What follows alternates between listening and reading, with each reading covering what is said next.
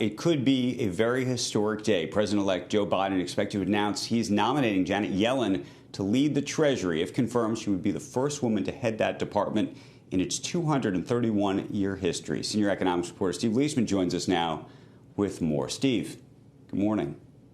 Andrew, good morning. By picking former Fed Chair Janet Yellen to be Treasury Secretary, President-elect Joe Biden is signaling a broad repudiation, not just of the policies of the Trump administration, but in the way he went about making those policies.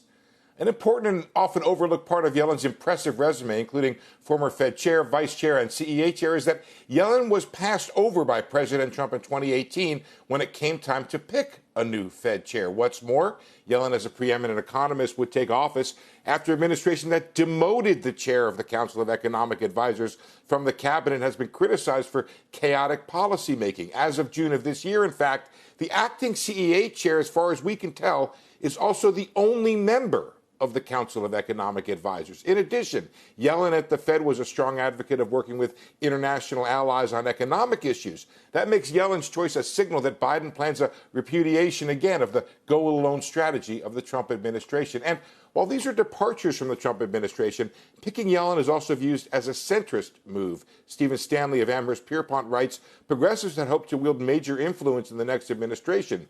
But if Biden's personnel choices so far are any indication, he intends to govern more from what constitutes the middle of the Democratic Party today than to push the envelope far to the left. So Yellen can be expected to advocate for strong government stimulus, at least while the economy struggles to recovery from the virus, and some pullback when it improves, oppose the Trump administration's drift towards loosening banking regulations, and advocate for economic solutions to climate change, including a carbon tax. The question for Yellen, Biden, and indeed for America: after 4 years of the Trump administration, to what extent is it possible to go back to the way things were and how they used to be run? Andrew?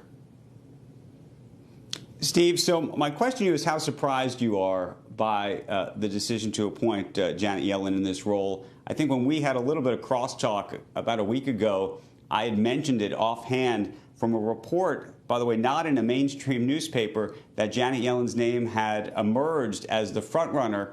And at the time, I think you were a bit surprised, frankly, as was I.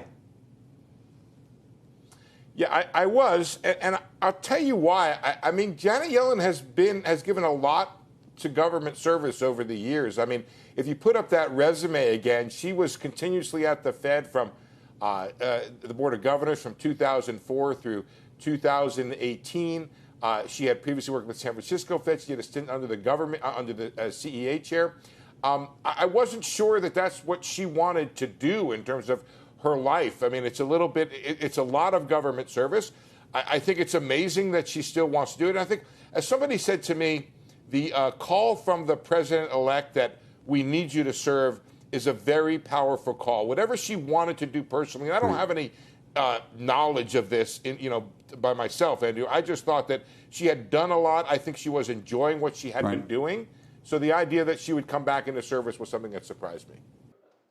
Shepard Smith here. Thanks for watching CNBC on YouTube.